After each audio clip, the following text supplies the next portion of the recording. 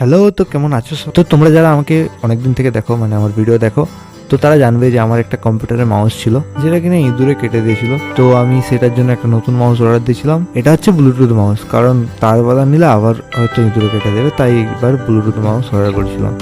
এই মাউসটা হচ্ছে Arctic ফক্সের Bluetooth mouse, যেটা অর্ডার করার 21 দিন পর আমার কাছে এসেছে ডেলিভারি। তো তোমরা দেখতে পাচ্ছ মাউসটা কেমন, এতে সামান্য RGB এফেক্টও আছে।